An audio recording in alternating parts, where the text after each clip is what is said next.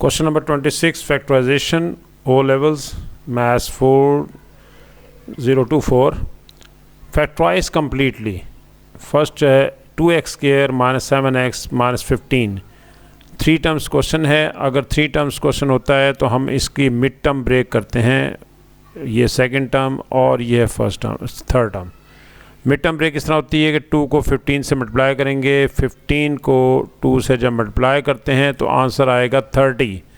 30 के पेयर्स बनाने हैं कि मल्टीप्लाई करने से 30 आए, लेकिन ऐड या सब्ट्रैक्ट करने से आपके पास सेंटर वाली वैल्यू यानी कि ये -7 आना चाहिए।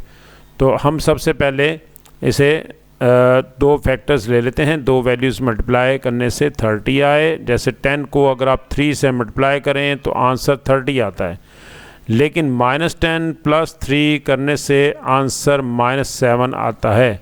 अगर आप 10 - 3 करेंगे तो इस केस में 7 आता है, लेकिन 7 आपको नहीं चाहिए, -7 चाहिए। तो इसलिए हम -7 लेने के लिए -10 और 3 लेंगे। तो ये हमने 2 फैक्टर ले लिए इसके, और फर्स्ट है -10, इसके साथ भी x लगा दें, और सेकंड है 3, इसके साथ भी x लगा दें। ये दोनों वैल्यूज़ एज इट इज़ रहेंगी। 15 भी ऐसी रहेगा और 2x² भी ऐसी रहेगा, लेकिन सिर्फ सेंटर वाली वैल्यू जो है वो चेंज होगी। वो मिड टर्म ब्रेक हुई है, वो उनको अगर आप -10 + 3 करते हैं तो -7 आएगा। अब ये आपने इसमें से कॉमन लेना है। 2 और 10 में से 2 कॉमन आ रहा है और दोनों में x भी बाहर है। अंदर रहेगी वैल्यू x, क्योंकि x स्क्वायर था तो एक x बाहर आ गया तो एक x रह गया, सिंगल x, और 2 तो बाहर आ चुका है, ये अंदर नहीं आएगा। 10 को जब 2 पे डिवाइड करेंगे तो आंसर आएगा 5। ये x बाहर आ चुका है तो अंदर वैल्यू सिर्फ 5 ही रहेगी। इसी तरह से प्लस, ये वाला प्लस होगा तो प्लस आएगा, माइनस हो तो माइनस आएगा। 3 कॉमन आ रहा है, 3 दोनों को डिवाइड कर रहा है, 3 को बाहर ले लेंगे, अंदर x रह गया -5, क्योंकि 15 को जब 3 पे डिवाइड करेंगे तो आंसर 5 आएगा। अब ये देखें x -5, अगर आपका क्वेश्चन ठीक है, फैक्टर्स ठीक हैं, तो फिर ये कॉमन आपके पास हर सूरत में बनेगा। जैसे x -5 बन गया, अंदर वैल्यू आ गई 2x + 3, यही हमें आंसर चाहिए था, इसकी फैक्टराइजेशन हो गई। 2 मार्क्स का ये क्वेश्चन था। और इसी तरह से नेक्स्ट है आपके पास बी पार्ट। बी पार्ट में आपके पास वैल्यू दे रखी है 2yt -8ys -zt + 4zs। अभी हम इसको, ये 4 टर्म्स हैं तो पेयर वाइज कॉमन लेंगे।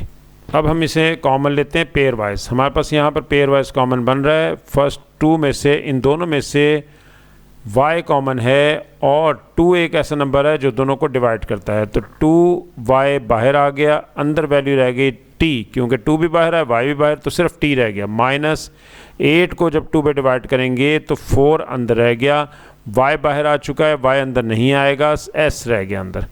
ये आपके पास वैल्यू ब्रैकेट के अंदर वैल्यू रह गई। अब इस तरह से z कॉमन ले लेते हैं, यहाँ से z ये भी और z ये भी, z बाहर निकाल लेते हैं, अंदर वैल्यू रह गई आपके पास t, क्योंकि z बाहर आ गया तो अंदर t, बाहर माइनस अगर हो तो अंदर साइन चेंज हो जाता है, ये प्लस माइनस में आ जाएगा। इस तरह से 4 आपके पास और s, ये वैल्यू अंदर आ गई है। अब हमने देखा कि हमारे फैक्टर्स सही बने हैं, तो इसका मतलब है कि ये दोनों वैल्यू सेम आएंगी। जब सेम आती हैं तो फिर आपके पास ये कॉमन आ जाता है, 4t - 4s कॉमन आ गया। अब इनसाइड द ब्रैकेट रह गई 2y -z, यही इसका आंसर आ गया। फैक्टराइजेशन हो गई। 2 मार्क्स का ये भी पार्ट था हमारे पास। नेक्स्ट क्वेश्चन है, ये दोनों आंसर्स यहाँ पर लिखे हुए हैं, ये आंसर सेकंड और ये फर्स्ट, दोनों आंसर्स आपके पास आ गए। Question number 27। क्वेश्चन नंबर 27 में वो ये कह रहा है फैक्टराइज कम्प्लीटली। तो हम इसमें ये करेंगे कि आपने पार्ट ए में, पार्ट ए का 1 पार्ट, इसमें हमें 15x² + 10x, very first step factorisation में हमेशा कॉमन लेने का होता है। दोनों को डिवाइड कर रहा है 5 बाहर निकाल लेंगे, और दोनों में x है वो भी बाहर निकाल लेंगे। 15 को जब 5 पे डिवाइड करेंगे तो ये 3 पे डिवाइड होगा, x² में से एक x बाहर आ गया तो अंदर एक x रह गया, प्लस इस तरह से 10 5 पे डिवाइड होगा तो 2 रह गया, x बाहर आ चुका है तो अंदर नहीं आएगा।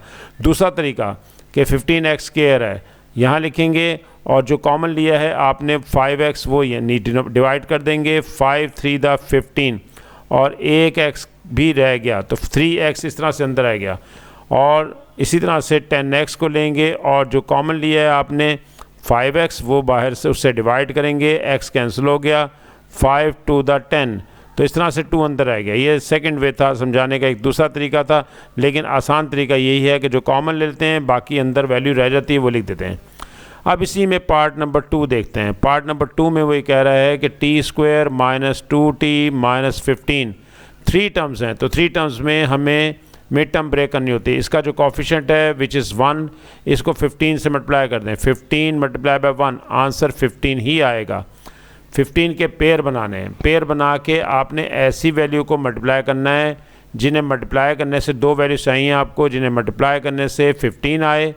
जैसे 5 को 3 से अगर आप मल्टीप्लाई करते हैं तो 15 आएगा, लेकिन 5 में से अगर आप 3 सब्ट्रैक्ट करेंगे तो आंसर 2 आएगा। इस तरह से -5 + 3 करेंगे तो आंसर -2 आएगा। अब देखें -2 चाहिए या 2, हमें -2 रिक्वायर्ड है, सेंटर में -2 है, तो ये पेयर हम लेंगे, ये नहीं लेंगे। दोनों के साथ हम t लगा देंगे, -5 के साथ भी t लगाएंगे और +3 के साथ भी t लगाएंगे, -15। और अब इसमें से हम कॉमन ले लेते हैं, कॉमन हमारे पास t आएगा, अंदर आ गया t -5, क्योंकि स्क्वायर में से एक t बाहर आ गया तो एक t ही अंदर रह गया, यहाँ से भी t बाहर आ गया और अंदर 5 रह गया, +3 कॉमन ले लेंगे, 3 बाहर आ गया, अंदर t -5, क्योंकि 15 को जब 3 पे डिवाइड करेंगे तो 5 अंदर रह गया। अब ये आपके पास आंसर आ गया t -5, ये बाहर ले लेंगे, ये t -5, ये t -5, और वैल्यू जो रह गई अंदर वो t +3, यही इसका आंसर है। Next question number B part, वो कहते हैं सॉल्व करें। सॉल्व का मतलब है इसमें अननोन वेरिएबल यानी कि x वो निकालना है। तो पहले मल्टीप्लाई कर दें 4 को x से, 4x, 4 को पहले आपने x से मल्टीप्लाई करना है और 4 को ही 0.3 से मल्टीप्लाई करना है, 1.2। 4 को 0.3 से जब मल्टीप्लाई करेंगे 4 3 12 होता है, और 1 डिजिट के बाद डेसिमल है तो यहाँ पर भी 1 डिजिट के बाद डेसिमल लग गया, 1.2। सिमिलरली हमने राइट साइड पे भी करना है, 3 को x से मल्टीप्लाई करेंगे तो 3x, -3 को 0.2 से मल्टीप्लाई करेंगे तो 0.6। अब हमें यहाँ पर 3x 0.6, अब आपने x निकालना है तो 3x को लेफ्ट हैंड साइड पे ले आएंगे और 1.2 को राइट पे ले जाएंगे, ये राइट पे जाएगा तो पॉजिटिव हो जाएगा, और ऑलरेडी वहाँ पर 0.6 वहाँ मौजूद है, तो 1.2 में से 0.6 को सब्ट्रैक्ट कर दें, 12 में से 6 गया तो 6 ही रहा, तो 0.6 आपके पास आएगा। इस तरह से 4x - 3x x रह गया, यही आपको आंसर चाहिए था। 2 मार्क्स का ये क्वेश्चन था, ये इसके आंसर आ गए हैं 0.6, ये लास्ट पार्ट का आंसर था, और ये आपके पास सेकंड पार्ट का और ये फर्स्ट पार्ट का answer. Next question number 28। Question number 28 में वो कह रहा है एक्सपेंड करें। एक्सपेंड का मतलब है मल्टीप्लाई करें, तो p को p से पहले मल्टीप्लाई करेंगे तो p² हो जाएगा, p को ही 4 से भी मल्टीप्लाई करेंगे तो ये आपके पास आएगा +4p।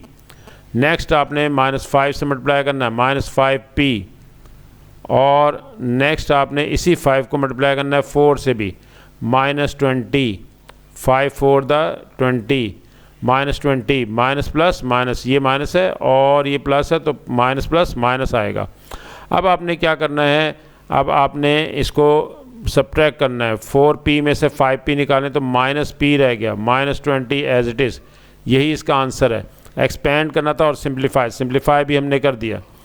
अब नेक्स्ट है पार्ट इसका पार्ट बी। पार्ट बी में वो ये कह रहा है कि फैक्टराइज कम्प्लीटली, यानी कि 4x² + 12xy + 9y²।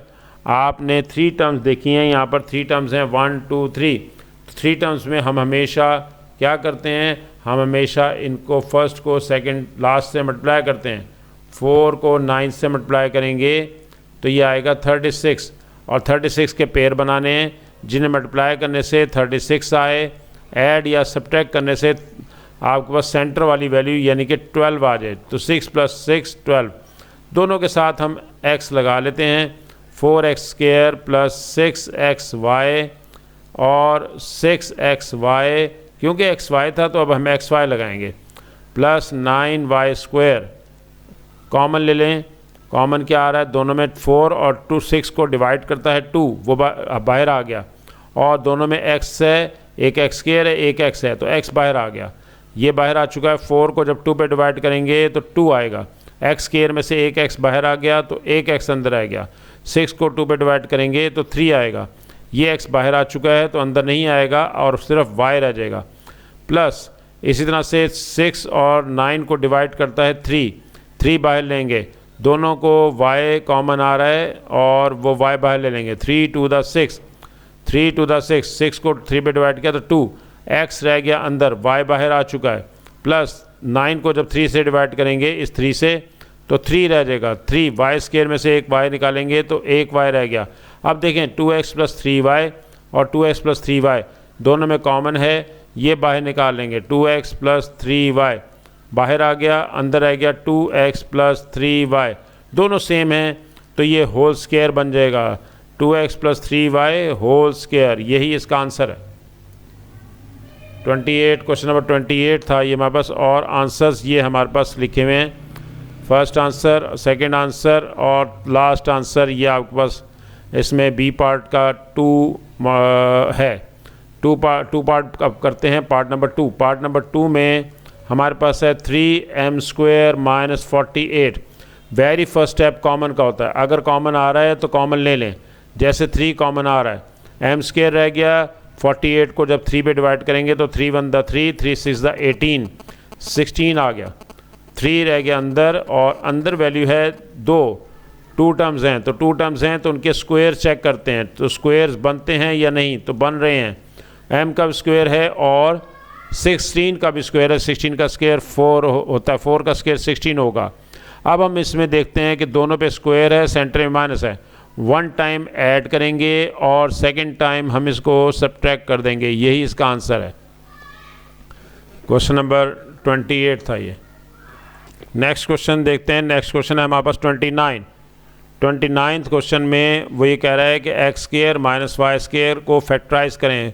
सेम वही तरीका अपनाएंगे हम, दोनों पे स्क्वायर है, सेंटर में माइनस है। ये देखें, हम इस तरह लिख के आपको समझा देते हैं कि x स्क्वायर और y स्क्वायर दोनों पे स्क्वायर है, सेंटर में माइनस है। इन दोनों को हमने ऐड करना है और इन दोनों को सेकंड टाइम सब्ट्रैक्ट करना है, ये आंसर आ गया। सेकंड आपके पास ये है और इसमें भी आप ऐसा ही करें, बोथ वैल्यूज़ के ऊपर स्क्वायर है, 102 पे भी स्क्वायर है, 98 पे भी स्क्वायर है, दोनों पे स्क्वायर है, सेंटर में माइनस है। 1 टाइम हम इसे ऐड करेंगे और सेकंड टाइम हम इसको सब्ट्रैक्ट करेंगे। ये हमने ऐड भी कर दिया और इसको हमने सब्ट्रैक्ट भी कर दिया। ऐड करने पे 102 प्लस 98 आंसर आएगा 200 और मल्टीप्लाई बाय 102 माइनस 98, 102 माइनस 98 आ गया आपके पास 4 को 200 से मल्टीप्लाई कर दें तो ये 800 आंसर आ गया। नेक्स्ट क्वेश्चन नंबर 29 हो गया 800, ये 800 आंसर फर्स्ट सेकंड पार्ट का और ये फर्स्ट पार्ट का। क्वेश्चन नंबर 30, क्वेश्चन नंबर 30 में वो कह रहा है कि आप इसके फैक्टर्स बना दें। तो 18 के फैक्टर्स बनाना आपके लिए मुश्किल नहीं है, आप 18 को यहाँ लिखें। सबसे स्मॉलेस्ट प्राइम नंबर 2 है, 2 पे डिवाइड करें, 2 9 द 18, इस तरह से 3 पे डिवाइड करें, 3 3 द 9 और फिर 3 1 द 3। 18 के फैक्टर बन गए हैं, 2 multiply by 3 multiply by 3 means 2 multiply by 3 square, ये इसका आंसर आ गया। नेक्स्ट है 392 as a product of prime factors. तो 392 में भी आप 392 को भी डिवाइड कर लें। पहले आप इसको 2 पे डिवाइड करें क्योंकि लास्ट एक इवन डिजिट है तो 2 पे डिवाइड हो सकता है। 2 1 द 2, 2 1 द 2, 2 9 द 18 और 1 फिर कैरी हो जाएगा, 2 6 द 12, अभी भी लास्ट इवन नंबर है, फिर 2 पे डिवाइड हो सकता है। 2 9 द 18, 2 8 द 16 और फिर अब आप 2 पे फिर डिवाइड कर सकते हैं, 2 4 द 8 एंड 2 9 द 18। अब इवन नंबर नहीं है और अब किसी ऑड से डिवाइड करेंगे, 3 से होगा नहीं, 5 से होगा नहीं और 7 से, 7 7 द 49, 7 1 द 7, आंसर आ गया 392 is equal to 2 multiply by 2 multiply by 2 multiply by 7 multiply by 7, answer आ गया 2 पावर 3 मल्टीप्लाई बाय 7 पावर 2, यही इसका आंसर है। और ये हमें रिक्वायर्ड था, दोनों आंसर्स यहाँ पर लिखे हुए हैं। फर्स्ट आंसर भी है और सेकंड भी है आपके पास। Question number 31, factorise completely. Factorise करना है, वेरी फर्स्ट स्टेप इसमें से कॉमन लेना है। कॉमन आ रहा है 7। 7 एक ऐसा डिजिट नंबर है जो दोनों को डिवाइड कर रहा है, और ए भी कॉमन है। 7 3 द 21 7 उससे जब डिवाइड होगा तो यहाँ 3 आएगा। देखिए यहाँ मैंने आपको पहले भी रफ में करके दिखाया था, उसी तरीके से कर लें। 21 ए स्क्वायर ऊपर रखें, 7 ए जो कॉमन लिया है वो डिवाइड कर दें। 7 3 द 21 और 1 ए कैंसिल हो जाएगा, एक ए रह जाएगा, तो 3 ए अंदर आ गया।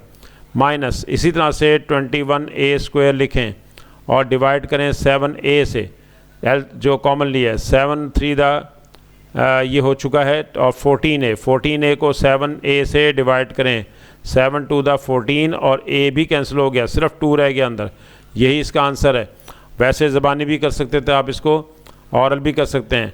नेक्स्ट है पार्ट इसका x square minus 3x minus 40 और 40 के पेयर इसके बनाएंगे मिड टर्म ब्रेक। 1 को 40 से मल्टीप्लाई करेंगे, 40 मल्टीप्लाई बाय 1 आंसर आया 40 के पेयर बनाएंगे, और पेयर क्या आएंगे कि आपके पास सेंटर वाला -3 आ जाए।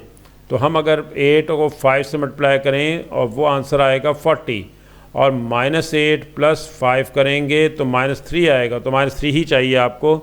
तो यहाँ x square minus 8x plus 5x ये लिख लिया मिड टर्म ब्रेक में, -40 एज इट इज़।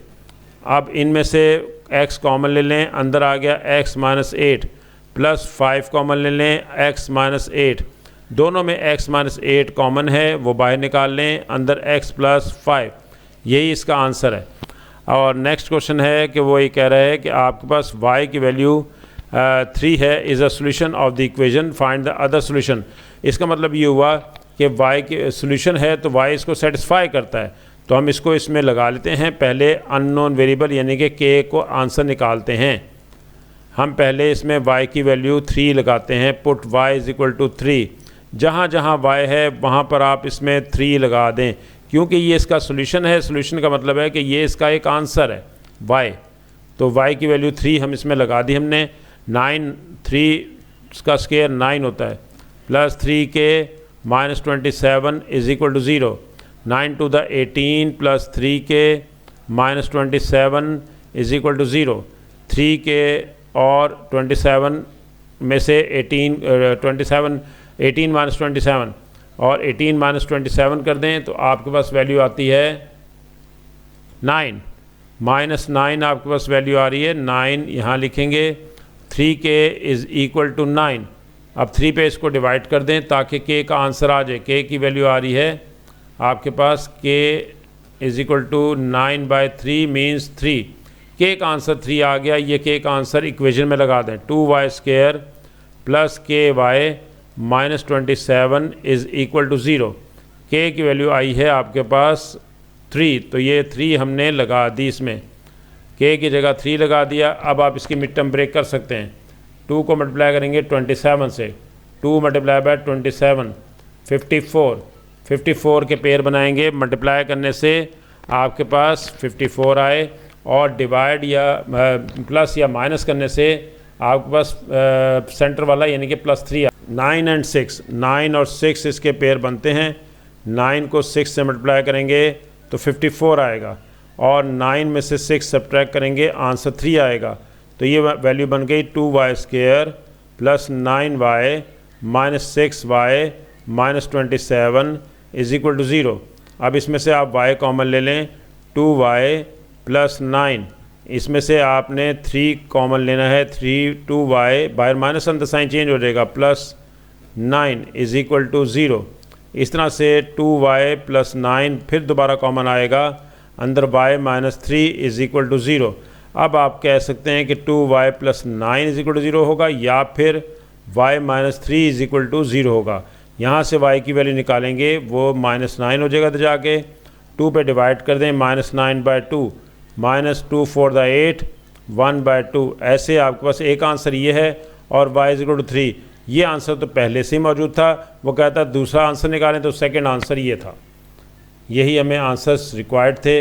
ये आंसर हमारे पास आ गया। यहाँ पर ये आंसर है लास्ट वाला, और ये उससे पहले, और ये तीनों आंसर्स हमारे पास मौजूद हैं। ये था हमारा लेक्चर।